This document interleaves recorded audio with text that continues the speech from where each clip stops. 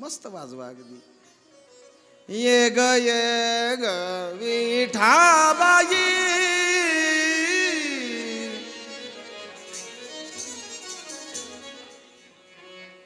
आई स्वरूपामध्ये साईबाबांना एकाने पाहिलं महाराज. त्याला आई स्वरूपामध्ये दर्शन दिलं, त्याला सप्तशृंगीच्या रूपात दर्शन दिलं, त्याला रेणुका मातेच्या रूपात दर्शन दिलं, त्याला लक्ष्मीच्या रूपात दर्शन दिलं, त्याला अंबेच्या जगदंबेच्या रूपात दर्शन दिलं. एकाने भगवान शंकर समजून साईबाबांची सेवा केली, त्याला भगवान भोले बाबांच्या रूपात दर्शन दिलं. एकाला राम रूपामध्ये तर एकाला कृष्ण रूपामध्ये. संत आहेत महाराज ते, तुम्ही जसं पाहाल त्या पद्धतीने दिसतील. गोविंद रघुनाथ दाभोळकर उर्फ हेमाड पंत शिर्डीमध्ये आले, पायधुळीत दर्शन घेतलं, नेत्रातून अश्रू येऊ लागले, घळघळा रडू लागले. हेमाड पंत लिहितात, आजपर्यंत ही मूर्ती फक्त फोटोमध्ये पाहत होतो, आज प्रत्यक्ष अनुभवली. बिऱ्हाडी गेले साठेवाड्यावर, आणि साठेवाड्यावर गेल्यानंतर त्या ठिकाणी तात्यासाहेब नुलकर, हेमाडपंत आणि अजून काही भक्त मंडळी चर्चा करत बसली होती. आणि ही चर्चा करत असताना त्या ठिकाणी चर्चेचा विषय असा होता, दैव मोठं की कर्तृत्व मोठं. काय विषय होता? दैव मोठं आहे की कर्तृत्व मोठं आहे. त्यावेळेस हेमाडपंत म्हणत होते, अरे बाबा, देव देव म्हणून नुसतं घरात बसून कुठं पोट भरील का? नाही भरणार. अरे बाबा, काहीतरी काम धंदा व्यवसाय करावा लागेल की नाही करणं? मग अरे कशाचं दैवन कशाचं काय म्हटलं, अहो काम केल्याशिवाय माणसाला काही भेटत नाही. म्हणून कर्तृत्व मोठं आहे, कर्म मोठं आहे. मग दैव दैव काय आहे? अरे दैवाशिवाय तर काहीच मिळत नाही. अरे दैवामध्ये जर नसल तर कितीही प्रयत्न जरी केले तरी सुद्धा मिळत नाही. मग दैव मोठं की कर्तृत्व मोठं, याच्यावर चर्चा चालली. हेमाडपंतांनी बाजू घेतली कर्तृत्वाची. आहे का नाही? Duty is first. कर्तृत्व, माणसाचं कर्तव्य हे अगोदर आहे का नाही?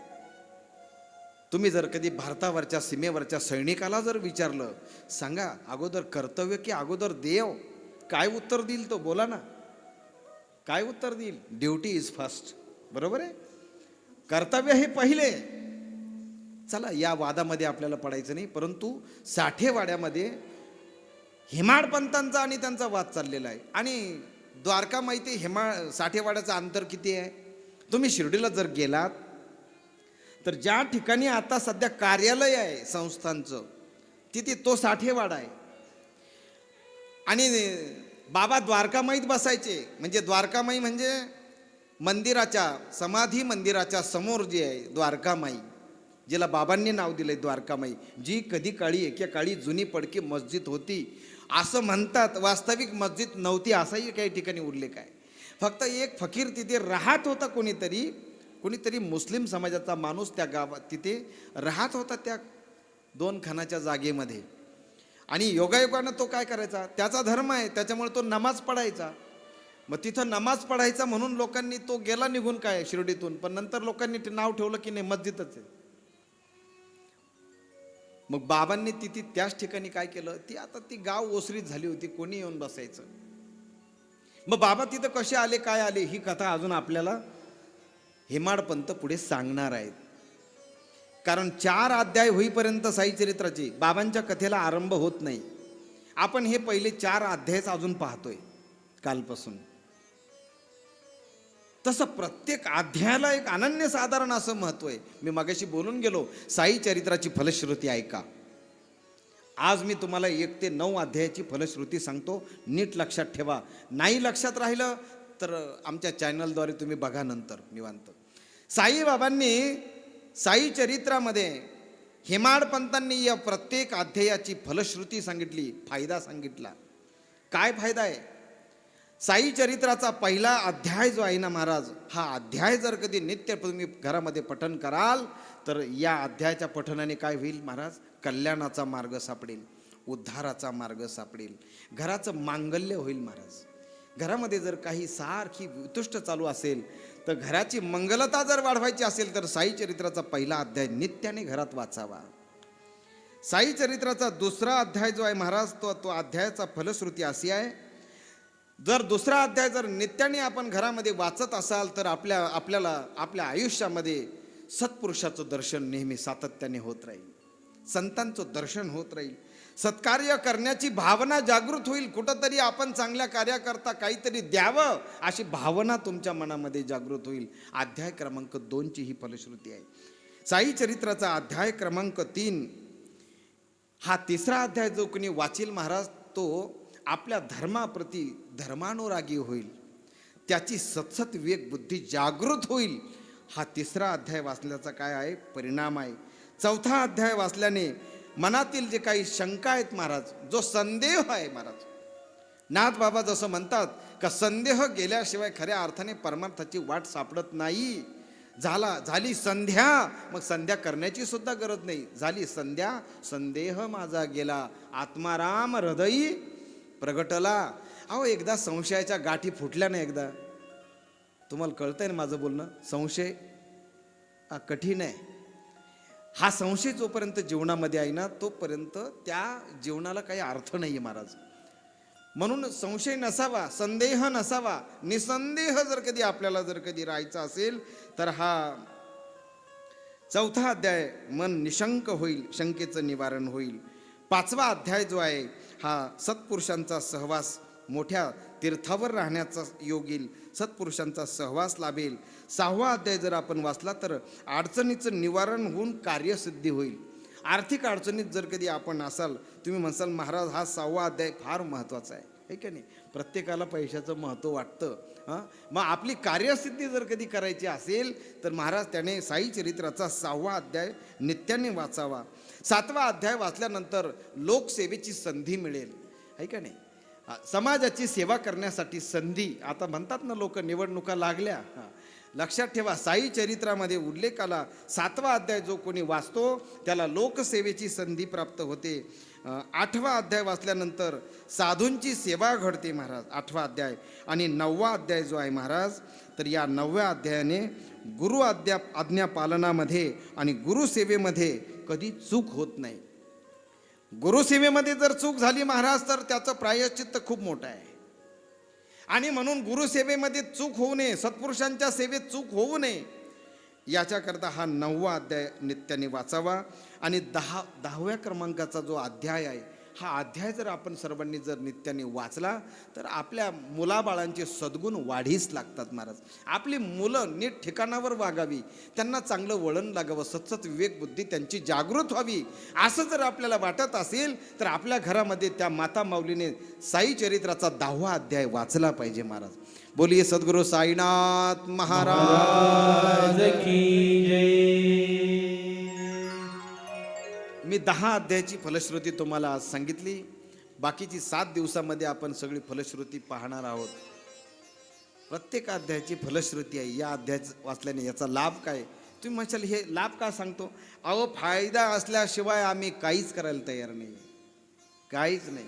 लाभ नसेल तर कोण काय कर, चांगलं सांगा जरा तुम्ही. फायदा नसेल तर, अहो फायदा जर नसला तर तुम्ही इथं आला असता का कधीला, बोला ना. तुम्ही काहीतरी फायदा व्हावा म्हणूनच आलात ना. काहीतरी बोला बा एकदाच, हो नाही काहीतरी असं मान हलवून असं काहीतरी बोला. खरं सांगा मला, तुम्ही इथं सर काहीतरी तुम्ही फायदा आहात म्हणूनच आला ना. काहीतरी मिळावं हे प्रत्येकाला वाटतं. नवे नवे या कलियुगामध्ये असा व्यवहारच झालाय महाराज, काही मिळत असलं तरच काही करायचं, नाही तर काहीच करायचं नाही. तुम्ही म्हणाल मग तुम्ही, अरे आमचं सुद्धा तसंच आहे ना, आम्ही काय लई काही नाही, भरून नवीन पडलो का आभाळातून. प्रत्येकाला वाटतं काहीतरी लाभ पाहिजे महाराज, काहीतरी फायदा पाहिजे, तर आम्ही करायला तयार आहे काहीतरी. मग मी तुम्हाला सांगेल किंवा हेमाडपंत या चरित्राच्या द्वारे सांगतात, साईबाबांच्या लीला श्रवण करा. कशासाठी श्रवण करायचे, काय लाभ होईल त्याने. साई चरित्राच्या लीला श्रवण केल्यानंतर जीवन जगण्याची कला सापडेल. जीवन कसं जगावं, मानवी जीवन कसं जगावं महाराज, किती सहज जगावं, किती सुलभ जीवन जगणं आहे, हे जर कधी कळायचं असेल तर साई चरित्राचा आधार घ्यावा महाराज. म्हणून महाराष्ट्रामधील संतांनी जे ग्रंथ निर्माण केले किंवा या भारताच्या भूमीतील संतांनी जे ग्रंथ निर्माण केलेत ना महाराज, हे ग्रंथ म्हणजे खऱ्या अर्थाने हेच संतांच्या रूपात आहे असं समजा. किंबहुना हे ग्रंथ म्हणजेच आपले खरे मार्गदर्शक आहेत महाराज, खरे मार्गदर्शक आहेत. ग्रंथ हेच गुरु आहेत महाराज. अहो शीख धर्मामध्ये तर सर ग्रंथाचंच पूजन करतात. शीख धर्मामध्ये ग्रंथालाच गुरु मानतात, ग्रंथालाच देव मानतात. गुरु गोविंद सिंगांनी जे काही ग्रंथ लिहिला महाराज, गुरुवाणी, आपलं महाराष्ट्राचं काय भाग्य आहे का त्या गुरुवाणीमध्ये, त्या गुरुग्रंथ साहेबामध्ये सुद्धा नामदेव महाराजांचे अभंग आहेत. नामदेव महाराज, संत नामदेव महाराज जे गुमानपर्यंत गेले होते, त्या नामदेव महाराजांच्या काही ओव्या त्याच्यामध्ये आहेत, अभंग त्याच्यामध्ये आहेत महाराज. मला सांगायचं काय, संत, या संतांचं महात्म्य कळावं यासाठी हेमाड पंतांनी खऱ्या अर्थाने हा एवढा शब्द प्रपंच केलाय, बाबांची परवानगी घेऊन केलाय. साठेवाड्यामध्ये दैव मोठं की कर्तृत्व मोठं याच्यावर चर्चा चालली आणि सकाळ झाली. सकाळी उठले हेमाड पंत आणि द्वारकामाईमध्ये निघाले. दर्शनाला जात असताना तात्यासाहेब नुलकर सोबत आहेत. चालता चालता चालता तात्यासाहेब नुलकर सांगत होते हेमाड पंतांना, साईनाथांच्या बरोबर तात्या पाटील कोते आणि माधवराव देशपांडे, ज्यांना साईबाबा श्यामा असं म्हणतात. तात्यासाहेब नुलकर सांगत होते हेमाड पंतांना, बाबा प्रेमाने त्यांना श्यामा म्हणतात बरं का. चालला विषय. असं असं करता करता 4 पावलं जात नाही तो द्वारकामाई आली. आणि द्वारकामाई आल्यानंतर लांबूनच हेमाड पंतांनी पाहिलं, साईबाबा द्वारकामाईमध्ये एका कानोड्यामध्ये लावलेल्या त्या पंत्या होत्या, त्या पंत्याजवळ उभे होते. हेमाड पंत गेल्यानंतर, मध्ये गेल्यानंतर, एका बाजूला तात्यासाहेब नुलकर आहेत, एका बाजूला लगेच माधवराव देशपांडे त्या ठिकाणी आलेले आहेत. बाळासाहेब भाटे नावाचे एक भक्त आहेत, तेही चर्चेला होते, ते भाटेही तिथंच होते. आणि मग साईबाबांनीचं दर्शन, सर्वांनी दर्शन घेतलेलं आहे. आणि दर्शन घेतल्यानंतर बाबांनी प्रसाद दिला, सगळे बसले. सकाळची वेळ होती. बाबा हसत हसत सर्वांची चौकशी करत होते. आणि एवढ्या गडबडीमध्ये तात्याकडं पाहून, म्हणजे तात्यासाहेब नुलकरांकडं पाहून साईबाबा बोलायला लागले, भाट्यांकडं पाहून बोलायला लागले. भाटे देखील शेजारीच उभे होते, त्यांना पाहून साईबाबा बोलायला लागले. मग काय चाललं होतं साठेवाड्यामध्ये, खूप चर्चा रंगली होती. काय म्हणतात हे हेमाड पंत, कोण म्हटलं असं, साईबाबा. कुणाकडं हात केला, अण्णासाहेबाकडं, म्हणजे या चरित्राचे लेखक गोविंद रघुनाथ दाभोळकर यांच्याकडे हात करून साईबाबा म्हणतात हे हेमाड पंत काय म्हणतात. आणि खळकन अण्णासाहेबांच्या डोळ्यात पाणी आलं. आणि ते पाणी आल्यानंतर अण्णासाहेब विचार करतायत, मला हेमाड पंत म्हटले, काय कारण, काहीच कळेना. काही वेळाने द्वारकामाईतली गर्दी कमी झाली. आणि गर्दी कमी झाल्यानंतर अण्णासाहेबांनी माधवराव देशपांडेंची ओळख झाली त्या ठिकाणी. बाबा प्रेमाने तुम्हाला श्यामा म्हणतात ना. हो, मला श्यामा म्हणतात. आणि मी माझ्या साईबाबांना देवा म्हणतो. काय करावं, आमचं नातंच असं आहे ना. कधी कधी असं वाटतं मी कृष्ण आहे का ते कृष्ण आहे का, मी सुदामा आहे का ते सुदामा आहे, काहीच कळत नाही. परंतु आमचं नातं मात्र असंच आहे. मी देवा म्हणतो त्यांना आणि ते मला श्यामा म्हणतात. श्यामा म्हणजे कृष्णच ना. आता श्यामा म्हणजेच माधवराव देशपांडे हसायला लागले. माधवराव देशपांडे म्हणतायत, आता काय समजायचं ते समजा, परंतु मला तर असं वाटतं, मी मास्तर आहे ना शिर्डीमध्ये शाळेत, त्याच्यामुळे शाळा मास्तर असल्यामुळे बाबा शॉर्टकटमध्ये श्यामा म्हणतात. कसं, शाळाचा शा काढला, मास्तरचा मा काढला, श्यामा झालं श्यामा. त्याच्यामुळे मला बहुतेक साईबाबा श्यामा म्हणत असतील असं वाटतं मला. गमतीमध्ये बोलणं चालू असताना सहज रात्रीचा विषय त्यांनी छेडला. अहो मला असं म्हणायचंय, रात्री आमची चर्चा तिथे चालली साठेवाड्यामध्ये, इथं द्वारकामाईमध्ये साईबाबांना कळली कशी, कसं कळलं. आणि मग मात्र माधवराव देशपांडे सांगतायत, नीट ऐका. साईबाबांनी ज्या अर्थी तुम्हाला हेमाड पंत म्हटलंय ना, त्याचा अर्थच असा आहे की तुम्ही बऱ्यापैकी विद्वान आहात. आणि तुमच्या विद्वत्तेचा किंवा तुमच्या ज्ञानाचा, तुमच्या हुशारीचा खऱ्या अर्थाने तुम्ही जो काही वापर करतायत ना, बाबांना असं म्हणायचं की तो चांगल्या कामासाठी वापर करा. उगाच कर्तृत्व मोठं म्हणून देव कनिष्ठ ठरू नका, किंवा श्रेष्ठ म्हणून कर्तृत्व कनिष्ठ ठरवू नका. मग अहो असं आहे, देवही श्रेष्ठ आहे आणि कर्तृत्वही श्रेष्ठच आहे. त्याच्याकरता उगाच त्या चर्चा करून कोणाशी वादावादी घालू नका, कारण बाबांचं वाक्य आहे, ऐका. वादावादी नाही बरी, नको कुणाची बरोबरी, नसेल श्रद्धा आणि सबुरी, परमार्थ तिळभरई साधेना. वादावादी नाही बरी, नको कुणाची बरोबरी, नसेल श्रद्धा आणि सबुरी, परमार्थ तिळभर साधेना. अरे तिळभर सुद्धा परमार्थ तुम्हाला कळायचा नाही कळणार का? अरे बाबा, जर कधी तुम्ही वाद घालत असाल कुणाबरोबर, वाद घालू नका महाराज. सासूने सुने बरोबर घालू नका, सुनेने सासू बरोबर घालू नका, नंदेने जावे बरोबर घालू नका, नंदेने वहिनी बरोबर घालू नका. नाही महाराज, वादावादी करू नका. मित्राने मित्राशी वाद घालू नका, शेजारा पाजाऱ्यांशी वाद करू नका. वादावादी नाही बरी, कोणाची बरोबरी करू नका महाराज. अरे जो तो ज्याच्या त्याच्या कर्माने मोठा होत असतो, कोणाची बरोबरी कधी कुणी करू नये महाराज. आपल्या कर्मामध्ये, प्रारब्धामध्ये ज्या पद्धतीने असेल महाराज, त्या पद्धतीने त्या भगवंताचे आभार मानले पाहिजे महाराज, आणि त्या पद्धतीने आपण जीवन जगलं पाहिजे. साई चरित्र आम्हाला हे सांगतंय महाराज. साई चरित्र आम्हाला हे सांगतं की तुम्ही काय करा, जशी परिस्थिती देवाने दिली ना, त्या परिस्थितीचा आदर करा. ठेविले आनंद तैसेची राहावे, चित्ती असू द्यावे समाधान. अरे बाबा, चित्तामध्ये समाधान असू द्या, चांगलं वागा, चांगलं राहा, चांगलं वागा, चांगला आहार घ्या, चांगलं खा, चांगलं प्या. संत आम्हाला हेच तर सांगून गेले महाराज. आणि म्हणून तुम्ही वाद घालू नये. तुमच्या बुद्धीचा सत्सद विवेक बुद्धीने चांगला विचार करा. तुम्हाला जी काही प्रज्ञा दिली आहे महाराज, ती खऱ्या अर्थाने ती प्रज्ञा ऋतुंभा प्रज्ञा व्हावी, ती प्रज्ञा उच्च स्थितीला जावी, त्या प्रज्ञेचा उपयोग जगासाठी व्हावा, असा काहीतरी हेतू माझ्या साईनाथांचा आहे. म्हणून तुम्हाला हेमाडपंत म्हटले. असं आहे ना माधवराव? गुरुजी, मी साईबाबांचा एवढा आदर आता मनापासून मला वाटायला लागलाय की माझ्याकडनं जर कधी त्यांना मोठं काम करून घ्यायचे तर मी किती भाग्यवान आहे, किती भाग्यवान आहे. अरे या नासक्या तुसक्या देहाचा खऱ्या अर्थाने उद्धार आता होणार आहे. मला असं वाटतं त्याची सुरुवात याच द्वारावतीमधून, याच द्वारकामाईमधून होणार आहे. मला असं वाटतं की माझ्या देहाची इतिश्री जी काही आहे आता ती जवळ आलेली आहे. आणि मला देखील आता असं म्हणायचंय माधवराव तुम्हाला की मला आता माझ्या जीवनाचं कल्याणाचा मार्ग सापडलाय तो साईनाथांमुळे, तो साईनाथांमुळे.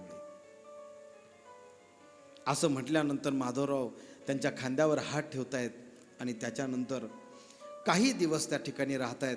हेमाडपंत असं लिहितात की त्याच्यानंतर बाबांच्या अनेक लीला मी श्रवण केल्या, आणि सगळ्या लीला श्रवण केल्यानंतर 1916 साली मी पुन्हा आलो शिर्डीला. आणि आल्यानंतर मी बाबांकडे, मी आता रिटायर झालो पण तरीसुद्धा घरी करमत नाही, म्हणून मला पुन्हा एखादी नोकरी लावून द्या असा अट्टहास केला. बाबांकडं जे जे मागाल ते मिळतं असा प्रचार सगळीकडे झाला होता, है की नाही? मागे जे जे त्यास सर्व लाभे, जो जो कोणी मागतो त्याला सर्व काही मिळतं, असा माझ्या साईनाथांचा दरबार आहे. असं माझ्या बाबांकडे जो जो कोणी येतो महाराज काही अपेक्षेने, तो कधी खाली हात जात नाही महाराज, कधीच खाली हात जात नाही. आणि मग आल्यानंतर बाबांना विनंती कर, बाबा मला एखादी नोकरी जर मिळाली तर बरी होईल. हसता हसता बाबा बोलले, अरे माधवराव देशपांडे शेजारी उभे, देवा अहो यांना नोकरी एखादी मिळेल का बघा, द्या एखादी नोकरी. साईबाबा म्हटले, श्याम्या मिळेल मेल्या त्याला नोकरी, काळजी करू नको, जाऊ दे. संत सहज बोलतात बरं का, संत सहज बोलत असतात.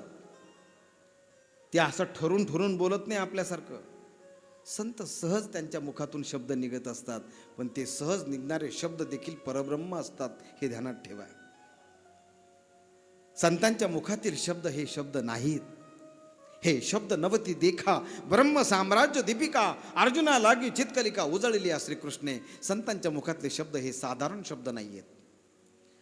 आणि बाबांच्या मुखातून निघालं म्हटल्यानंतर काय म्हणा, सहज बोलणे हितोपदेश. हे काय सहज बोलतात संत, परंतु तो या जगासाठी हिताचा उपदेश असतो महाराज, हिताचा उपदेश असतो. बाबा सहज बोलले आणि सहज बोलल्यानंतर खरंच त्याच्यानंतर हेमाडपंतांना नोकरी मिळाली देखील. मुंबईला गेल्यानंतर हेमाडपंत असं लिहितात की मला नोकरी मिळाली पण माझं मन काही नोकरीत लागेना, कारण साईबाबांनी पुढं हेही सांगितलं होतं की याचं मन कुठंच रमणार नाही, याला पुन्हा इथंच यावं लागेल महाराज. अरे बाबा, कोणत्याही कामात जर मनच रमत नसेल, संसारात मनच रमत नसेल, संसार होईल का? बोला ना, नाही होणार. अरे अभ्यासात मन ज्याचं रमत नाही तो कधीच शिकत नाही महाराज, त्याचं शिक्षण अर्धवटच होतं. अरे एखाद्या गोष्टी जोपर्यंत मन रमत नाही ना महाराज, एक सांगू का, सगळ्या गोष्टी महाराज मनाजवळ निर्भर आहेत. सगळ्या गोष्टी मनच कारणीभूत आहे मोक्षाला, मनच कारणीभूत आहे बंधाला. स्वतः भगवान कृष्ण परमात्मा गीतेमध्ये सांगतात, मन एव मनुष्यानाम कारणम बंध मोक्षानाम. अरे बाबा, मन हे असं आहे की ते मनच खऱ्या अर्थाने बंधाला मोक्षाला कारणीभूत आहे. तोरा मन दर्पण कहलाए, तोरा मन दर्पण कहलाए, तोरा मन दर्पण हरि बोल, तोरा मन दर्पण कहलाए.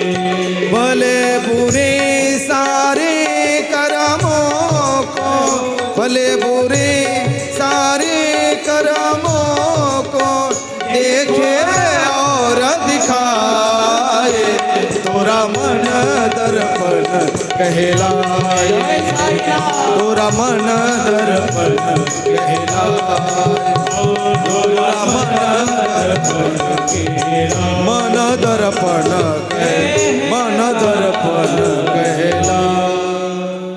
भले बुरे सारे कर्मों को देखे और दिखाए. आपलं मन असे, मला एक सांगा ना, अहो दुसऱ्याच्या मनातलं आपल्याला कळत नाही म्हणून तर बरं आहे. सर चांगला विचार करा, तुमच्या मनातलं जर मला कळलं असतं तर मजा आली असती, भांडणं झाली असती. अरे बाबा, नवऱ्याच्या मनातलं बायकोला कळत नाही म्हणून बरं आहे, बायकोच्या मनातलं नवऱ्याला कळत नाही म्हणून बरं आहे. काय खरे का मी खोटं बोलतो का? जरा काहीतरी हसून वगैरे काहीतरी दाद देत जा, नाही तर महाराज बरोबर बोलले, टाळी वाजवत जा, काहीतरी करीत जा तुम्ही, आहे का नाही? मला सांगा ना, आजपर्यंत प्रत्येक इंद्रियाचा फोटो एक्सरेच्या मशीनने काढला, परंतु मनाचा फोटो आजपर्यंत कोणत्याही मशीनला काढता आला असं एक्सरे मशीन तयार झालंच नाही. एक जण डॉक्टरकडे गेला, डॉक्टरला म्हणायला लागलं, डॉक्टर जरा कसं नसंच होतंय हो. कसं नसं होतं? आता काय कसं नसं म्हणल्यानंतर, अहो नेमकं काय, अहो सांगा ना मग, डोकं दुखतं का, नाक दुखतं का, कान दुखतं का, दात दुखतात का, पोट दुखतं का, काय दुखतं काय, म्हणजे मला तिथं निधर कॅमेरा लावून तिथं फोटो तरी काढता येईल. नाही म्हटले, कसं नसंच होतंय, जरा म्हणजे मनामध्ये जरा कसं नसंच होतंय. आता डॉक्टर म्हटला, मनाचा कुठं फोटो काढू, म्हणजे हा म्हटला डॉक्टरला, म्हटले मग मनाचा फोटो काढून पहा ना काही बिघडलं का काय. डॉक्टरनी सांगितलं, अरे बाबा सगळ्या इंद्रियाचा फोटो निघतो पण मनाचा फोटो मात्र अजून निघत, अजून काढता आला नाही. मन नावाचं जे इंद्रिय आहे महाराज, हे 11वं इंद्रिय आहे का नाही? हे मोठं कठीण आहे महाराज. पंच ज्ञानेंद्रिय, पंच कर्मेंद्रिय, परंतु 11वं मन आहे.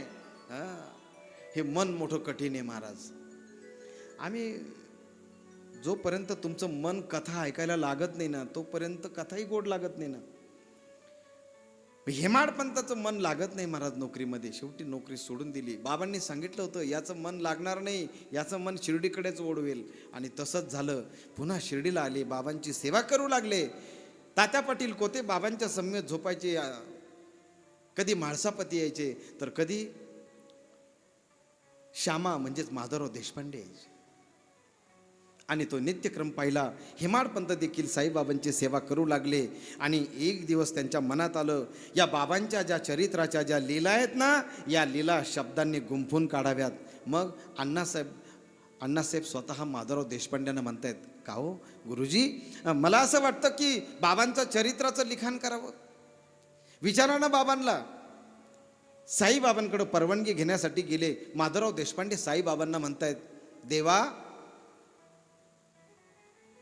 हे हेमाडपंत म्हणतात की तुमचं चरित्र लिहायचंय. बाबा मोठ्याने हसायला लागले. अरे श्याम्या, त्याला सांग, अरे बाबा हा फकीर माणूस आहे. अरे 4 घरची ओली कोरडी भाजी भाकरी खातो आणि तुमच्या शिर्डीमध्ये राहतो. अरे माझं चरित्र तरी काय लिहावं आणि काय लिहिण्यासारखं काय आहे? त्यावेळेस हेमाडपंत म्हणतायत, साईनाथा, ज्या हाताने पाण्याचे दिवे पेटवले, ज्या हाताने घास दिल्यानंतर मुख्यांना वाचा आली, अरे ज्यांना तुम्ही दृष्टी दिली, ज्यांना तुम्ही अनेक रोग्यांना तुम्ही बरं केलं, नुसतं उदी दिली तरी सुद्धा अनेकांना फरक पडला, या लीला नाही तर काय? मग या लीला शब्द रूपात गुंफायला नको? कशासाठी? त्यावेळेस साईबाबांनी सांगितलं, माझ्या लीला कशासाठी लिहायच्या आहे? त्यावेळेस माधवराव देशपांडे उत्तर देतात, देवा अहो कमीत कमी पुढची जी पिढी, येणारी जी पिढी आहे ती भक्तीमध्ये लीन व्हावी. तुमच्या कथा ऐकल्यानंतर भक्ती दृढ होणार आहे. तुमच्या लीला श्रवणाने मन अंतःकरण निर्मळ होणार आहे. अहो त्याच्यासाठी तुमच्या चरित्राचं लिखाण जरुरी आहे, लिखाण गरजेचं आहे. आणि साईबाबा बोलायला लागले, श्याम्या, जो गाई माझे वाडे कोडे, माझे चरित्र माझे पोवाडे. जो कोणी माझं चरित्र गाईल, जो कोणी माझी पोवाडी गाईल, जो कोणी माझ्या लीलांचं श्रवण करील, जो कोणी साई कथा श्रवण करील, त्याच्या मागे पुढे मी उभा राहील. नवे नवे त्याची सर्व कार्यसिद्धी मी केल्याशिवाय राहणार नाही. साईनाथांनी आशीर्वाद देऊन टाकला. फक्त श्याम्या, या हेमाडपंताला सांग की चरित्र तर माझं मीच लिहून घेणार आहे, तू फक्त निमित्त मात्र आहेस. हेमाडपंत हात जोडून उभे राहिले. देवा साईबाबांना म्हणतात, बाबा मी फक्त निमित्त मात्र आहे, तुमचं चरित्र भलं मी काय लिहावं? माझ्या पामराची एवढी शक्ती आहे का? मी तर सामान्य पामर आहे. तुमचं चरित्र शेवटी तुम्हालाच लिहून घ्यायचंय, परवानगी द्या. आणि बाबांनी परवानगी दिली आणि साई चरित्र लिखाणासाठी आरंभ केलेला आहे. हेमाडपंतांनी कसा आरंभ केला विचार करतायत, कुठून सुरुवात करावी चरित्र लिहायला. आणि चरित्राला आरंभ झाला. त्यावेळेस हेमाडपंतांनी चरित्राला सुरुवात केली. साईबाबांचं शिर्डीमध्ये आगमन झालं कसं? श्री सद्गुरु साईनाथ महाराज की जय. दिगंबरा दिगंबरा श्रीपाद वल्लभ दिगंबरा, दिगंबरा दिगंबरा श्रीपाद वल्लभ दिगंबरा, दिगंबरा दिगंबरा श्रीपाद वल्लभ दिगंबरा, दिगंबरा दिगंबरा श्रीपाद वल्लभ दिगंबरा, हो दिगंबरा दिगंबरा श्रीपाद वल्लभ दिगंबरा, दिगंबरा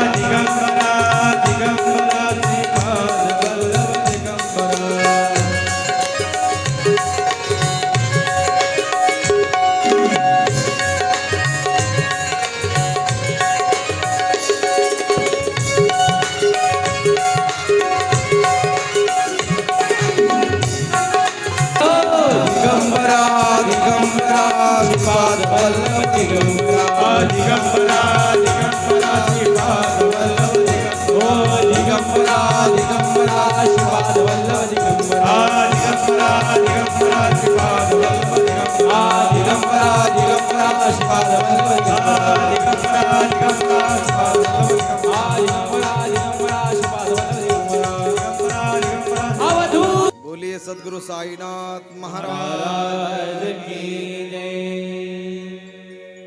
आणि साईनाथांचं आगमन शिर्डीमध्ये झालं कसं, ही कथा ज्यावेळेस हेमाडपंत मांडतायत त्यावेळेस हेमाडपंत असं लिहितायत, संभाजीनगर जिल्हा, आत्ताचा छत्रपती संभाजीनगर जिल्हा, ज्याचं पूर्वाश्रमीचं नाव औरंगाबाद जिल्हा.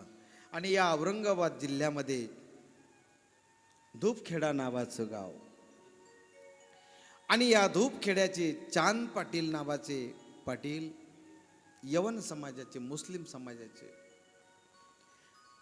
असं लिहितात की त्यांची घोडी हरवली आणि त्या घोडीवर त्यांचं विशेष प्रेम होतं. काय कुणाचं कशात प्रेम राहील, कुणाचा कुठे जीव गुतल सांगता येत नाही.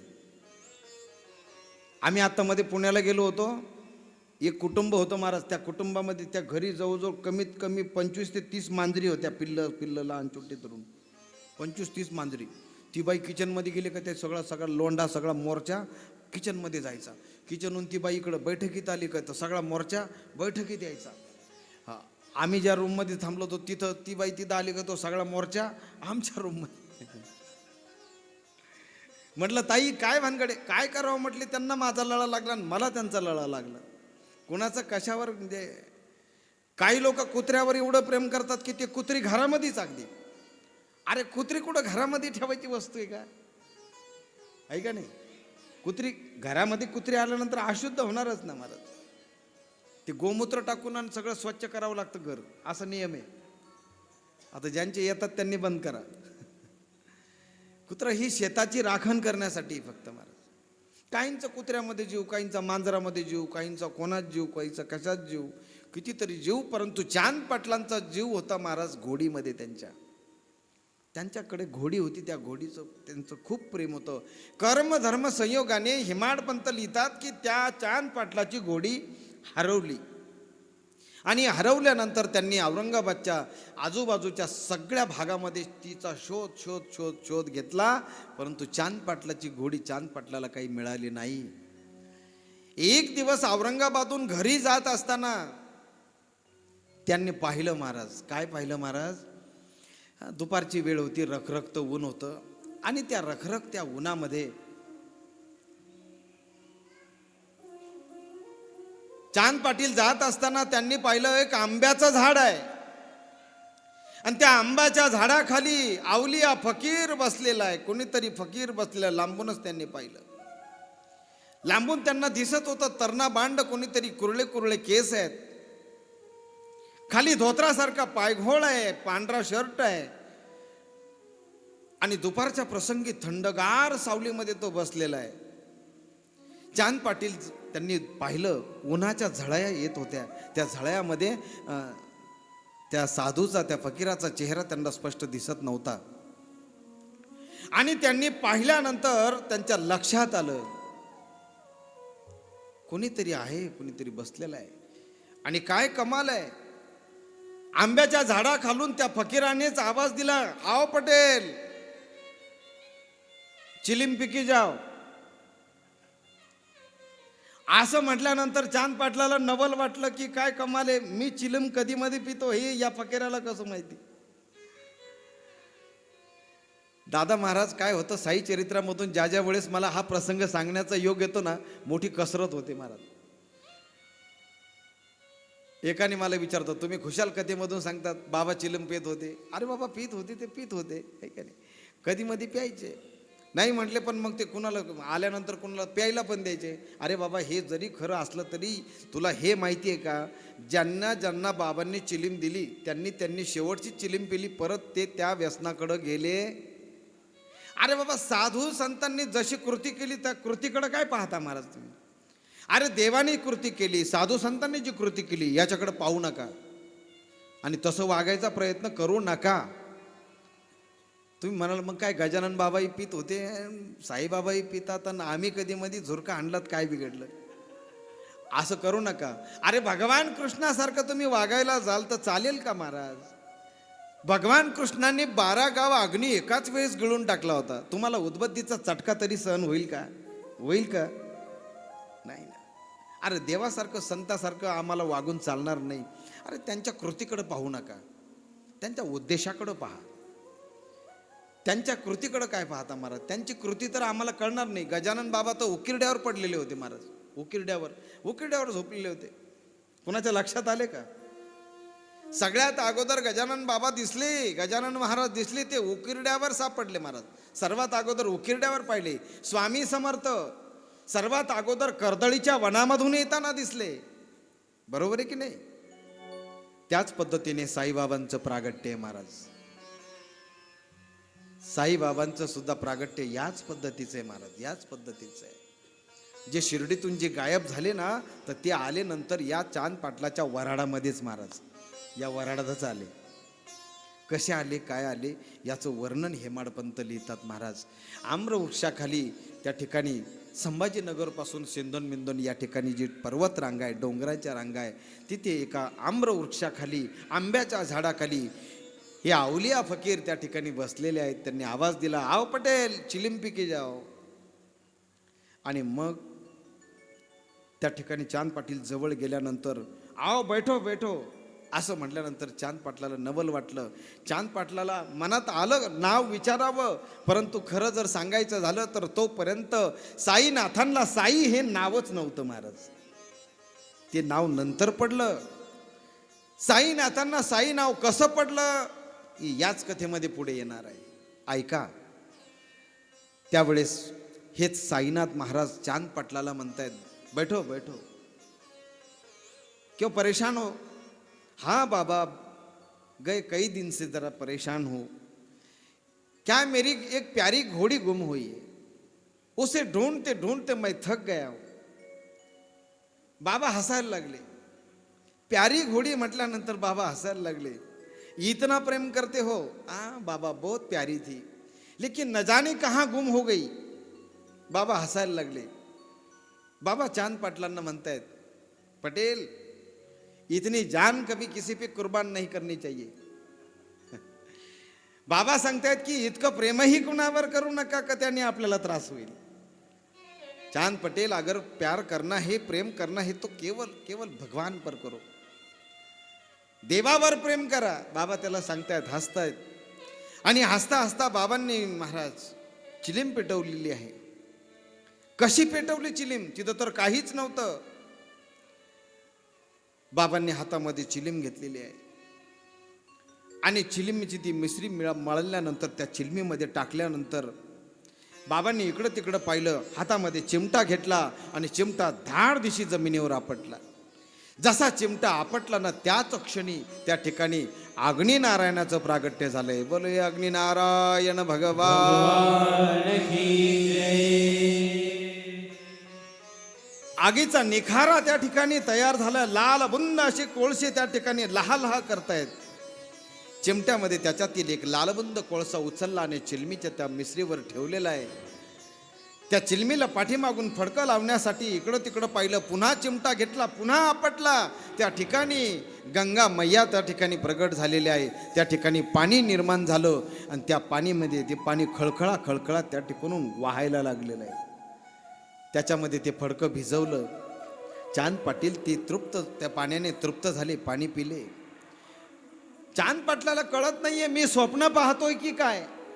चांद पाटलाला काही समजत नाहीये काय करावं ते. परंतु चांद पाटील तीनदा चिमटा घेतोय, मी स्वप्न तर नाही पाहते ना. आता साईबाबांनी चांद पाटलाला सांगितलं. चिलमीचा झुरका मारला आणि चांद पाटील स्वस्त आकाशाकडे पाहायला लागला. कधी साईनाथांच्या चेहऱ्याकडे पाहायला लागला.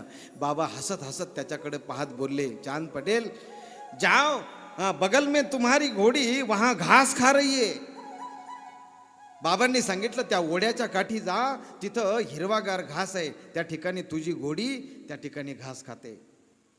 चांद पाटलाला खरं वाटे ना महाराज. बाबा क्या बोलते हो? जाओ, उठो उठो चांद पाटील जाओ. आणि असं म्हटल्यानंतर चांद पाटील उठले आणि त्या ओढ्याच्या दिशेने वेगाने पळत सुटले महाराज. आणि पळत जाऊन थोडंसं टेकाडं उतरल्यानंतर त्यांनी पाहिलं तर त्यांची घोडी त्या ठिकाणी काय करत होती, सरत होती. आणि ती घोडी पाहिल्यानंतर आणि घोडीने चांद पाटलाला पाहिल्यानंतर घोडी खिदळली.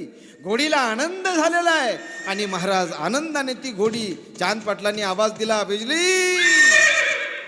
ती घोडी पळत पळत सुटली महाराज चांद पाटलाकडे. चांद पाटलाच्या जवळ ती घोडी आली. घोडीला कुरवाळलेलं आहे.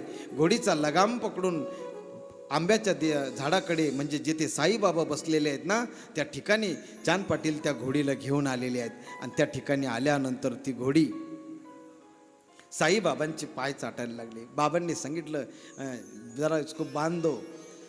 लगाम हातामध्ये घेतला चांद पाटलांनी. त्या आंब्याची फांदी खाली आलेली होती त्या फांदीला तो लगाम बांधून दिला. बाबा त्या घोडीला पाहत होते, निहाळत होते. चांद पटेल बाबांकडे पाहायचा, घोडीकडे पाहायचा. मी स्वप्न तर पाहत नाही ना, मला स्वप्न तर पडलं नाही ना. या आवेशाने चांद पाटलाला काही सुचेना महाराज, काय करावं तेच. ज्या ज्या वेळेस महाराज असं होतं ना आपल्या जीवनामध्ये त्यावेळेस आपण शुद्ध हरपतं महाराज. आपली शुद्ध हरपल्या जाते, आपलं भान हरपल्या जातं. आपण खऱ्या अर्थाने आपल्याला असं वाटतं की काय बघतोय आपण हे आपल्या डोळ्यासमोर. परंतु आज मात्र खऱ्या अर्थाने चांद पाटलाला चमत्कार बाबांनी दाखवला होता. संत चमत्कार दाखवण्यासाठी करत नाही, संत त्यांचा संतपणा ठरण्यासाठी चमत्कार करत नाही. संतांकडनं अनावधानाने किंवा सहज कृतीने चमत्कार घडत असतात महाराज, हे लक्षात घ्या. आज मात्र चांद पाटलाने पाहिलं. चांद पाटलाने विनंती केली साईनाथांना, बाबा मेरी बिनती है आप मेरे धूपखेडे में चलो. माझ्या गावी तुम्ही चला धूपखेड्याला, मेरे घर चलो.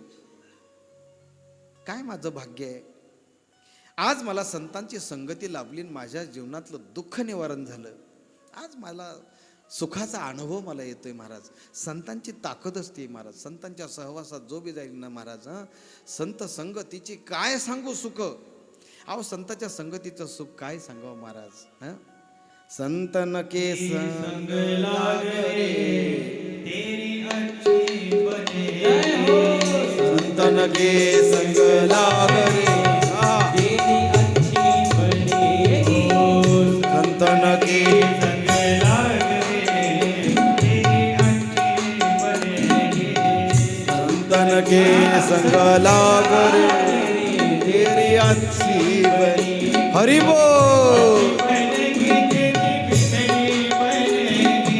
अच्छी बनेगी तेरी बिगड़ी बनेगी, अच्छी बनेगी तेरी बिगड़ी बनेगी. हरि बोल.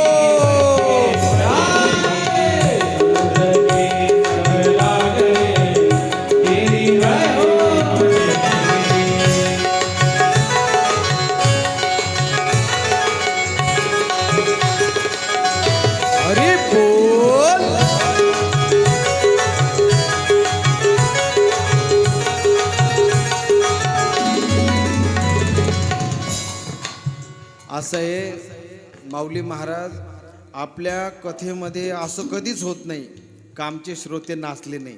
बरोबर आहे का नाही. अरे एवढं सुंदर भजन चालल्यानंतर इथं नाही नाचायचं आणि मग डीजे पुढं नाचायचं का महाराज. डीजे पुढं नाचणारी आपली संस्कृती नाही आहे. आम्ही संतांच्या संगतीमध्ये नाचू महाराज, गाऊ नाचू विठो तुझा करू अनुवाद. अरे आम्ही नाचू कीर्तनाचे रंगी, ज्ञानदीप लावू जगी. बरोबर आहे की नाही. इथे आपले आपणच आहोत ना. मग आपण जर हा आनंद आत्ता नाही घ्यायचा मग कधी घ्यायचा. विनंती, ज्यांना नाचता येत असेल त्यांनी अगदी मुक्त कंठाने नाचा. अरे इथं नाही नाचायचं मग कुठं नाचणार आहे. आणि उद्या येताना महिला मंडळाने दांडिया घेऊन या, कारण बाबांचं आगमन शिर्डीत झालं ना त्या प्रित्यर्थ तो आनंद उत्सव शिर्डीमध्ये जसा साजरा झाला, जसं द्वारकामाईचा जीर्णोद्धार उद्या होणार आहे, त्या जीर्णोद्धाराच्या वेळी ज्या पद्धतीने शिर्डीमध्ये उत्सव साजरा झाला तो आनंद आपण लुटणार आहोत. कृष्ण जन्माष्टमीचा उत्सव बाबांनी शिर्डीमध्ये सुरू केला, तो आनंद आपण उद्या इथे लुटणार आहोत. म्हणून उद्या येताना प्रत्येक माता माऊलीने दांडिया घेऊन या महाराज.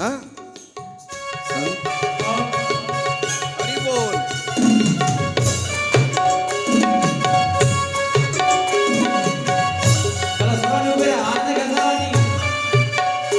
जय हो.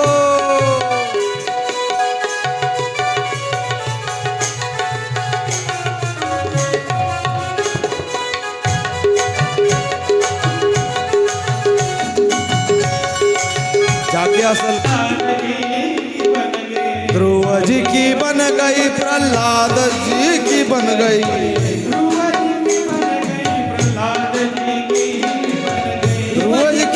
गई प्रहलाद जी की बन गई। हरि बोल।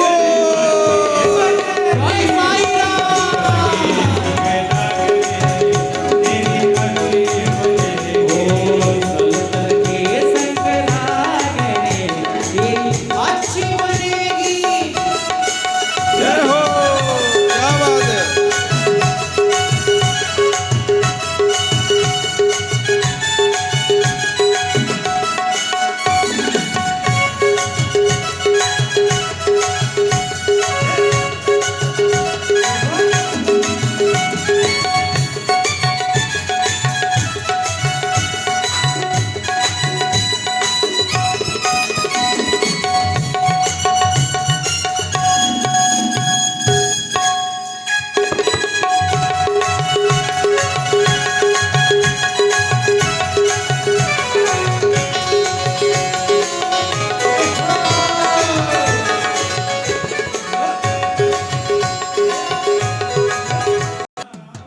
कागा से तो है हंस बनाए,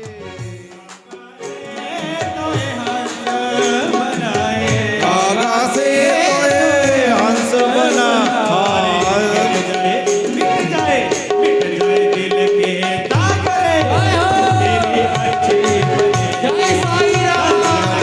संग लाग रे तेरी अच्छी बने।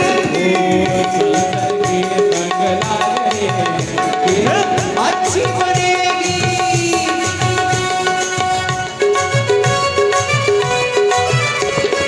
हरि बोल।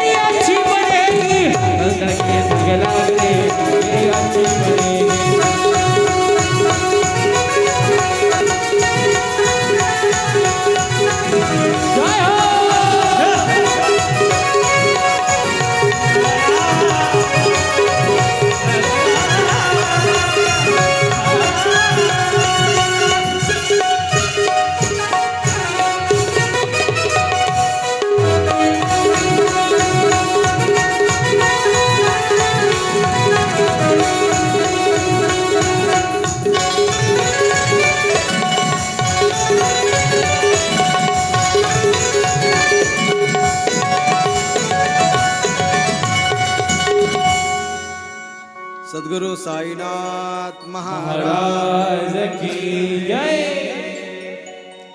तुम्ही सर्वांनी जर आनंद घेतला असता तर अजून मजा आली असती. तुम्ही उठायलाच तयार नाही, काय हरकत नाही. जाकी रही भावना जैसी प्रभु मूरत देखी तिन तैसी. परमार्थ हा खऱ्या अर्थाने आनंद मिळवण्यासाठी महाराज, परमार्थ हा आनंद मिळाला पाहिजे महाराज. आनंद का मिळाला पाहिजे? अरे आनंद म्हणजेच परमार्थ आहे, परमार्थ म्हणजेच आनंद आहे. अरे आनंद म्हणजेच देव आहे आणि देव म्हणजेच आनंद आहे. आनंदाचं स्वरूप कसं आहे? देवासारखं आहे. देवाचं स्वरूप कसं आहे? आनंदासारखं आहे. तमानंद कंदम, आनंदाचा कंद म्हणजे माझा पंढरीश पांडुरंग परमात्मा. आनंदाचा कंद म्हणजे माझे विश्वसंत सच्चिदानंद सद्गुरू साईनाथ महाराज. म्हणून सदा सत्स्वरूपम चिदानंद कंदम जगत चिदानंद कंदम. आनंदाचा कंद म्हणजे माझे साईनाथ महाराज. सदा सत्स्वरूपम चिदानंद कंदम जगत संभवम स्थान संहार हेतुम स्वभक्तेच या मानुषम दर्शयंतम नमामेश्वरम सद्गुरुम साईनाथम. बाबांना आनंद व्हावा असं जर वाटत असेल तर बाबांच्या दरबारात आपण नाचलं पाहिजे महाराज. स्वतः बाबा पायात चाळ घालून नाचत होते महाराज, जशा मीराबाई नाचायचे. स्वतः बाबा त्या द्वारकामाईमध्ये अशा लीला करायचे, आनंद विभोर होऊन नाचत होते. तुम्ही इस्कॉनचे भक्त पाहिले का? इस्कॉनचे महाराज ते इतके रमतात ना, तुम्ही बघा त्यांच्याकडं. तुम्ही अहो ते जाऊ द्या, आषाढी वारीला आमचे वारकरी पाहिले का तुम्ही? अहो आमचे वारकरी कुठं मातीमध्ये लोळतात ना, विठ्ठल विठ्ठल म्हणता म्हणता ज्ञानोबा तुकोबा ज्ञानोबा तुकोबा म्हणता म्हणता त्यांना कशाचंच भान राहत नाही महाराज. असो ऐसा कोठी आठवची नाही, देहीच विदेही भोगू दशा. ही परमार्थामध्ये हा आनंद आहे, याच्यासाठी तर कथा आहे ना. काय सांगतो तुम्ही? आनंदाचा कंद म्हणजेच माझा भगवान परमात्मा. आनंदाचा कंद, आनंद म्हणजेच माझा साईबाबा महाराज. साईबाबा हेच आनंद स्वरूप आहे. आनंद आनंद म्हणजे नेमकं तरी काय असं जर विचारलं तर ती काही वस्तू दाखवण्यासारखी नाही आहे. अरे समाधान कुठं दाखवता येत असतं का? फक्त एवढं आहे का ते झाकत नाही. समाधान झाकत नाही, दाखवता येत नाही वस्तू रूपाने, पण झाकत नाही महाराज. काही गोष्टी झाकता येत नाही. आपल्याला खोकला लागला, तो झाकता येतो का? नाही. आपलं खैरियत म्हणजे बरं चाललंय, झाकता येतं का? नाही झाकता येत. लगे लक्षात येतं लोकांच्या. खून खैर खासी खुशी रहिमन दाबे न दबे.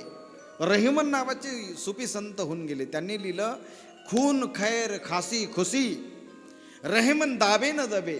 अहो महाराज, या किती गोष्टी दाबायचा तुम्ही प्रयत्न केला ना, तरी सुद्धा त्या दाबता येत नाही. खून केला, रक्त निघालं, कसं दाबणार तुम्ही? ते झाकतच नाही, दिसतच. खून खैर, खैर म्हणजे बरं चाललंय तुमचं, ऑल इज वेल.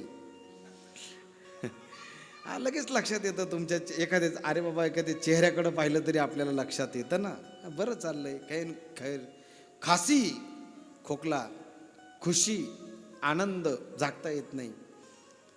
मग तो आनंद झाकता येत नाही. आनंद दिसतही नाही, म्हणजे दिसतो परंतु जाणवत नाही, ती वस्तू रूपात दाखवता येत नाही. कारण आनंद म्हणजेच भगवंत, आणि तो आनंद लुटण्यासाठी खऱ्या अर्थाने साई कथा आहे. त्याकरता साई प्रतिष्ठानने साई कथेचं आयोजन केलेलं आहे. म्हणून तुम्ही आनंद घ्या. अजून मोठ्या संख्येने आजूबाजूच्या ज्या नगरामध्ये जाऊन प्रचार करा, आणि तिथं बोलवा सर्वांना. दुपारी 2-3 तास बसायला काय अवघड काय इथं? तेव्हा उद्या येताना प्रत्येकाने 2-2, 4-4 माता मावल्या अजून घेऊन या. त्यांचं पुण्य देखील तुम्हाला थोडं थोडं मिळेल 100%. बाबांची कथा अशी महाराज, बाबांची कथा तुमच्या सगळ्या प्रश्नाचं उत्तर बाबांच्या कथेमध्ये सापडेल महाराज. कोणताही प्रश्न तुमच्या जीवनात असू द्या, ही कथा श्रवण केल्यानंतर ते उत्तर तुम्हाला सापडल्याशिवाय राहणार नाही. एवढी ताकद या साई चरित्रामध्ये आहे, एवढी ताकद बाबांच्या कथा श्रवण करण्यामध्ये आहे. कारण बाबांनी लीला ज्या केल्यात ना महाराज, त्या चालता बोलता सहज सहज लीला केलेल्या आहे, ठरवून नाही. चांद पाटलांनी ती बाबांची लीला पाहिली. बाबांनी चिमटा आपटला, अग्नी तयार झाला. बाबांनी चिमटा आपटला, पाणी त्या ठिकाणी साक्षात जलदेवता गंगा मैया त्या ठिकाणी प्रगट झाल्या. ही साधारण गोष्ट आहे का? नाही. म्हणून संत नके संग लागरे तेरी अच्छी बनेगी. तुम्हाला वाटत असेल ना आपलं चांगलं व्हावं, तर संतांच्या संगतीमध्ये जा, संतांच्या सानिध्यामध्ये जा, संतांच्या साहित्याची सोबत करा. संत वाङ्मय जे आहे ना, ते वाङ्मय सद्गुरू रूपाने त्याच्याकडे पहा. हा चरित्र नव्हे सोमकांत. हेमाडपंत लिहितात, हे चरित्र म्हणजे सोमकांत आहे. बाबांच्या चरित्रामध्ये पुढे लिहितात हेमाडपंत की साईबाबा हे चांद पाटलाकडे धूपखेड्याला एक दिवस नंतर गेलेले आहेत. बाबा विचारत गेले, रमत गमत गेले. धूपखेडा नावाचं गाव आलं. लहान मुलं काही खेळत होती आणि खेळता खेळता मुलांना विचारलेलं आहे आणि मुलांना विचारल्यानंतर मुलांनी सांगितलं चांद पाटील का वाडा वो सामने. आणि असं म्हटल्यानंतर साईबाबा एक एक पाऊल टाकत चांद पाटलाच्या वाड्याकडं जायला निघाले. आणि चांद पाटलाच्या वाड्याकडं वाड्याच्या समोर गेल्यानंतर लहान मुलांनी पटकन आतमध्ये जाऊन सांगितलेलं आहे कोणीतरी फकीर आपल्या दारावर आलेत. फकीरासारखा परिधान केलेला गणवेश आहे, कुणीतरी आहे. असं ऐकल्यानंतर चांद पाटील बाहेर पळतच आले. आणि चांद पाटलांनी पाहिलेलं आहे महाराज. काय पाहतायत? समोर आपल्या वाड्याच्या समोर साईनाथ महाराज उभे आहेत. आणि चांद पाटलांनी महाराज बाबांचा हात धरलेला आहे. परंतु तोपर्यंत बाबांना साई हे नाव नाही आहे. मग नुसताच बाबा म्हणतोय आओ बाबा आओ.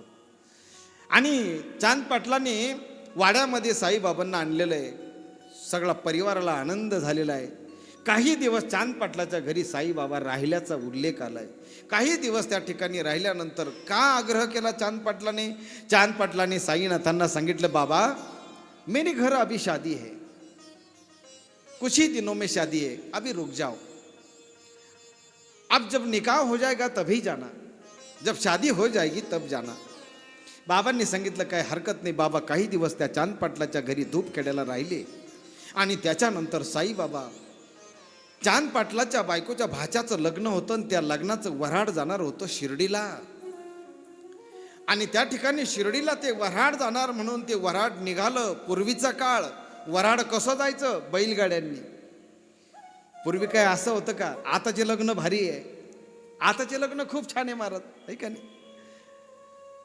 म्हणजे नुसती सकाळी नुसती गडबड असते महाराज, दुपारी कुठं वाजतं नाही वाजतं, लगेच संध्याकाळी सगळं साफ, सगळं काहीच नाही आहे. सकाळी टामटुम, दुपारी धामधूम, संध्याकाळी सामसूम. आताचे लग्न किती शॉर्टकट आहे बघा ना तुम्ही. काय मजा आहे खरंच. आता मजा आहे. अरे पूर्वीच्या काळी मजा होती. 15-15 दिवस लग्न चालायचे सर. काय काळ होता तो. आणि त्या काळामध्ये अगदी बैलगाडीने जायचा प्रवास. लग्नाला जायचं म्हणजे एक चाऱ्याची गाडी सोबत असायची, बैलांना चारा म्हणून. किंवा रस्त्यामध्ये कोणी पाहुणे मंडळी जे असेल तर त्यांच्याकडे ते वऱ्हाड उतरायचं आणि मग त्याच्याकडनं चारा पाणी घ्यायचा. स्वयंपाक आपण बनवायचा किंवा बनवलेली आयती शिदोरी बरोबर घ्यायची. कुणाला पाहुण्याला त्रास द्यायचा नाही. त्रास द्यायचा फक्त चाऱ्याचा, बैलांच्या चाऱ्याचा. अशी पद्धत होती महाराज. ते चांद पाटलाचं बायकोच्या भाच्याचं लग्न आणि ते वऱ्हाड निघालं कुठं? शिर्डीला जाण्याकरता. आणि ज्यावेळेस ते वऱ्हाड निघालं धूपखेड्याहून, त्या वऱ्हाडासोबत साईबाबा सुद्धा शिर्डीच्या दिशेने वाटचाल करतायत. मजल दर मजल करीत एक एक मुक्काम करीत शिर्डी जवळ आली. आणि पाहता पाहता शिर्डीच्या एकदम सीमेच्या अलीकडेच काही अंतरावर वऱ्हाडाचा मुक्काम होता. सकाळी तांबड्यामध्येच म्हणजे पहाटेच ते वऱ्हाड निघालं शिर्डीच्या दिशेने. आणि पाहता पाहता शिर्डी नगरी जवळ आली. अगदी ज्या ठिकाणी शिर्डीचं ग्रामदैवत खंडोबा देव, आणि त्या खंडोबा देवळामध्ये पहाटची काकड आरती चाललेली आहे महाराज. सगळीकडे मंदिरामध्ये घंटा ऐकू येते. काही ठिकाणी भोपाळी या कानावर ऐकू येते महाराज, आहे का नाही? उठा अरुणोदय प्रकाश झाला, घंटा गजर गरजिनाला, हरी चौघडा सुरू झाला, काकड आरती समयाचा. सकाळी सकाळी ती भोपाळी कानावर पडते महाराज. काही ठिकाणी मंदिरामधनं आवाज येतोय महाराज भोपाळीचा, भगवंताला आळवण्याचा आवाज येतोय. जागृत होई आत्मय रामा. काही ठिकाणी त्या आत्मारामाला जागृत करण्यासाठी सकाळी भोपाळी गायल्या जाते महाराज. समर्थांची काही ठिकाणी भोपाळी गायल्या जाते, काही ठिकाणी त्या पांडुरंगाची भोपाळी गातायत. उठा पांडुरंगा आता दर्शन द्या सकळा, झाला अरुणोदय सरली निद्रेची वेळा, संत साधू मुनी अवगे झाले ती गोळा, सोडा सेज सुख आता पाहू द्या मुख कमळा. सकाळची ती वेळ, लालिमा सकाळची सगळीकडे पसरलेली आहे. आणि अशा गडबडीमध्ये सकाळच्या प्रहारी बैलगाड्यांच्या त्या बैलाच्या गळ्यातील घोगराचा त्या आवाज येतोय महाराज. खुळुम खुळुम खुळुम खुळुम. ते वऱ्हाड शिर्डीच्या दिशेने ओढ्या ओढ्याने त्या बैलगाड्या चाललेल्या आहेत आणि ती धुळवड उडाली आहे, सगळी धुळवड. आणि सगळी धुळवड सगळी उडाल्यानंतर म्हाळसापती, शिर्डीचं ग्रामदैवत खंडोबा देव, त्याचे पुजारी म्हाळसापती आरतीचं ताट घेऊन खंडोबाची आरती करण्यासाठी, पूजा करण्यासाठी त्या ठिकाणी खंडोबा देवाची आरती करण्यासाठी म्हाळसापतींनी ताट घेतलं, मध्ये गेले, खंडोबाची सगळी पूजा केलेली आहे. मोठ्याने आवाज दिलेला आहे, येळकोट येळकोट जय मल्हार. आणि खंडोबा देवाची पूजा केल्यानंतर बेल भंडार वाहिलेला आहे. त्या ठिकाणी खंडोबा देवाला प्रसाद अर्पण केलेला आहे. आणि प्रसाद अर्पण केल्यानंतर आरतीचं ताट समोर आहे. आता बैलगाड्या एकदम त्या ओढ्यातून वर निघाल्या. वरती ते खंडोबाचं मंदिर आहे. शेजारी एक वडाचं मोठं झाड आहे. त्या मंदिराचे जे पुजारी म्हाळसापती, त्यांच्याच खाजगी जागा शेजारी असलेली त्या जागेत लावलेलं वटवृक्षाचं झाड, मोठं झाड, आणि त्या झाडाखाली बैलगाड्या सुटायला सुरुवात झाली. आणि कोणीतरी आपलं म्हाळसापतींचा जो सेवक होता, तो सेवकाने पाहिलेलं आहे. तो सेवक आतमध्ये गेला, म्हाळसापतींना म्हणतोय, आपल्या मंदिराच्या प्रांगणात जागेमध्ये झाडाखाली कोणाचं तरी बैलगाडीने वऱ्हाड उतरलंय. वऱ्हाड उतरलंय हो, परंतु सगळे मुस्लिम दिसत आहेत. म्हाळसापतींनी सांगितलं, बाबा असू दे, आपल्याच गावामध्ये ते लग्न आहे, त्या लग्नासाठी ते आले असतील, ते वऱ्हाड इथंच उतरल, इथंच जागा आहे, त्यांना उतरू दे. नाही, पण एक जण त्याच्यामधला वऱ्हाडी कुणीतरी इकडे आपल्या खंडोबाच्या मंदिराकडे येतोय. आणि असं म्हटल्यानंतर म्हाळसापतींच्या हातामध्ये आरतीचं ताट, आणि त्यांनी पाठीमागं वळून पाहिलं. पाठीमागं वळून पाहिल्यानंतर बरोबर खंडोबा मंदिराचं जे तोंड आहे ते पूर्व दिशेला आहे. आणि पूर्वेच्या दिशेला बरोबर सूर्यनारायणाची सूर्यकिरण बरोबर मंदिरामध्ये पडतात. आणि हातात आरतीचं ताट म्हाळसापतींनी मागं वळून पाहिलं तर साईबाबा बरोबर त्या मंदिराच्या दिशेने येत होते. बरोबर बाबांच्या मस्तकाच्या पाठीमागे लालबुंद सूर्यनारायण पाठीमागून निघाला होता. तो लालबुंद सूर्यनारायणाचा गोळा बाबांच्या मस्तकाच्या पाठीमागे दिसत होता. आणि त्या लालबुंद अशा गोळ्यामुळे साईबाबांचा चेहरा धुंदला धुंदला त्यांना दिसत होता. म्हाळसापतींनी तो पाहिलं, परंतु महाराज, दिव्यत्वाची जेथे प्रचिती तेथे कर आमुची जुळती. जिथे दिव्यत्वाची प्रचिती होते ना, तिथे आपोआप हात जुळतात महाराज, आपोआप हात जुळतात. आणि म्हाळसापतींचे अष्टसात्विक भाव जागृत झाला. साईनाथांना एवढ्या दुरून पाहिलं तरी सुद्धा काय बोलावं ते काही कळेना. परंतु आज मात्र काहीतरी दिव्यत्व आपल्या खंडोबा मंदिराकडे चालत येतंय. नवे नवे साक्षात खंडेराव आपल्या या मंदिरामध्ये येत आहेत की काय, असा भाव त्यांच्या मनामध्ये आला. म्हाळसापतींनी आरतीचं ताट घेतलं, भंडारा उधळला, आरतीचं ताट पटकन खाली ठेवलं. आणि त्या खंडोबाच्या मंदिराचा छोटा दरवाजा त्याच्यातून वाकून पटकन बाहेर आले. आणि बाहेर आले, साईबाबा एकदम जवळ आले. आणि म्हाळसापतींच्या मुखातून शब्द निघाले, आओ साई, आओ साई. आओ साई म्हटल्यानंतर साईबाबांच्या चेहऱ्यावर हास्य उमटलं. आणि बाबांनी जणू काही हास्य करून अनुमोदन देऊन टाकलं म्हाळसापतींना, की अरे बाबा, हेच नाव मला योग्य होतं. मला ही लोक याच नावाने हाक मारणार माहिती आहे. कारण लोक म्हणणारे सा म्हणजे साक्षात आणि ई म्हणजे ईश्वर. जो साक्षात ईश्वर आहे असा साई. बाबा हसायला लागले. म्हाळसापतींनी बाबांना जवळ बोलावलं, आतमध्ये नेलं मंदिरामध्ये. मंदिरामध्ये खंडोबाच्या मंदिरात बाबा गेल्यानंतर त्या ठिकाणी आरतीचं ताट होतं. तो भंडारा उचलला, बेल भंडार उधळला. बाबांनी खंडोबा मंदिराला प्रदक्षिणा घातली, दर्शन केलेलं आहे. आणि दर्शन करून बरोबर त्या वटवृक्षाखाली साईबाबा त्या ठिकाणी बसलेले आहेत. आणि बाबा त्या ठिकाणी बसल्यानंतर म्हाळसापती चरणाजवळ बसलेले आहेत. साई, आपका गांव कौन सा है? आप इस बारात में आए हो? बाबांनी फक्त मान हलवली. बाबांनी ना गाव सांगितलं, ना बाबांनी नाव सांगितलं, ना बाबांनी धर्म सांगितला, ना बाबांनी जात सांगितली, ना बाबांनी काही परिचय दिला का मी अमुक प्रांतातला आहे. नाही, संत हे जसे गुणातीत असतात, देहातीत असतात, तसे ते कालातीतही असतात महाराज. कोणत्याही काळामध्ये ज्यांचा बादच होत नाही महाराज, त्यांना संत म्हणतात महाराज. संत जे भूतकाळामध्ये होते, जे वर्तमानामध्ये आहेत आणि जे भविष्यामध्ये सुद्धा राहणार आहेत. आणि म्हणून संत कालातीत आहे, गुणातीत आहे, देहातीत आहे, म्हणून ते त्यांना कुठल्याही काळाची बाधा होत नाही. त्यांना सांगण्याची गरज नाही का मी अमुक पंथाचा आहे, अमुक वंशाचा आहे, अमुक धर्माचा आहे. नाही, बाबा काहीच बोलले नाही. चांद पाटलाचं लग्न झालेलं आहे त्या बायकोच्या भाच्याचं, आणि शिर्डीमधून वऱ्हाड पुन्हा धूपखेड्याला निघून गेलं. मात्र साई बाबा मात्र त्याच ठिकाणी राहिलेले महाराज, त्याच ठिकाणी राहिलेले साईबाबा. आणि साईबाबा राहायला लागले पण कुठं?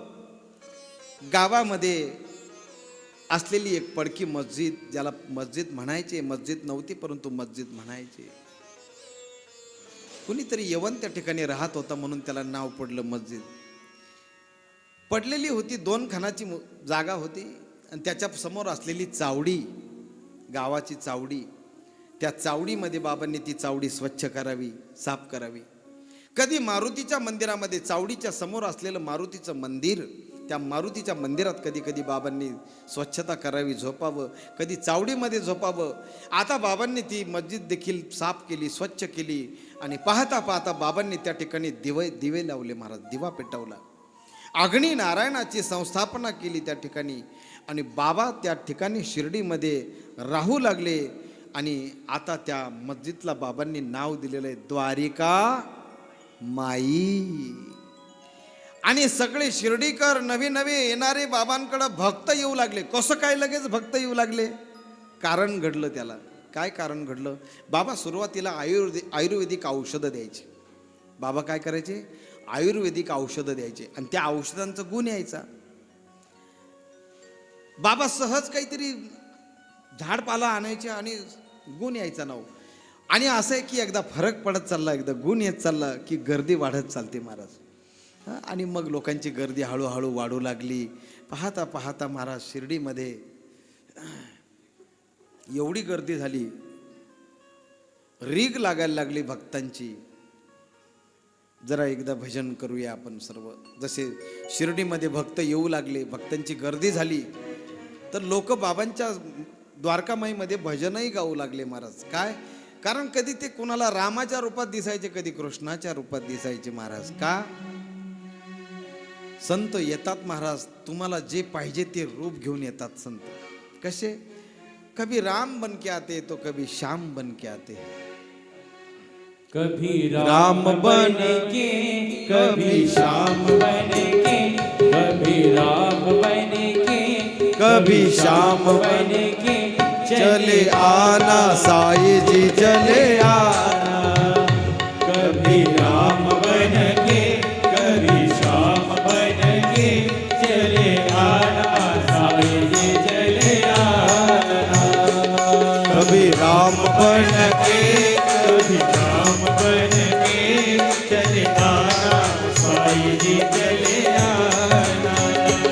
कभी राम बन के, कभी श्याम बन के चले आना साई जी, चले आना. ओ चले आना साई जी, चले आना. चले आना साई जी, चले आना. ओ चले आना साई जी, चले आना. ओ चले आना साई जी, चले आना. सीता का राम बन के, राधा का श्याम बन के चले आना साई जी, चले आना. कभी राम बन के, कभी श्याम बन के चले आना साई जी, चले आना. जय हो. जय हो.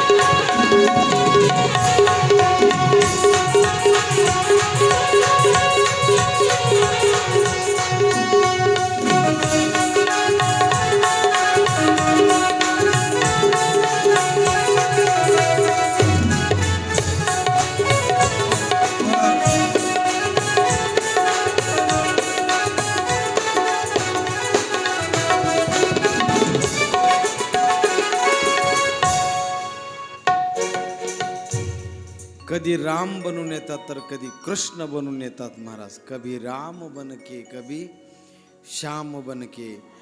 या ठिकाणी बाबांची झाकी उशीर झाला खरं, कथा होऊन गेली महाराज. ती तुम्ही लवकर आणायला पाहिजे होती, फार उशीर केला. बोले सद्गुरू साई. सुंदर अशा झाक्या सजवल्या त्यांनी, परंतु कथेकडे लक्षच नाही. छान केलंय, परंतु तुमच्यापर्यंत मी जसा आलो, ज्यांच्या माध्यमातून आलो, त्या माणसांनी तर कमीत कमी भेटायला पाहिजे ना.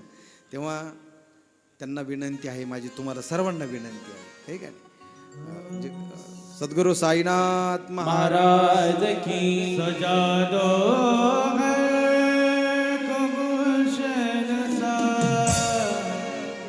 सजा दो घर को गुलशन सा. मेरे साईनाथ आए, सजा दो घर को गुलशन सा. मेरे साईनाथ आए.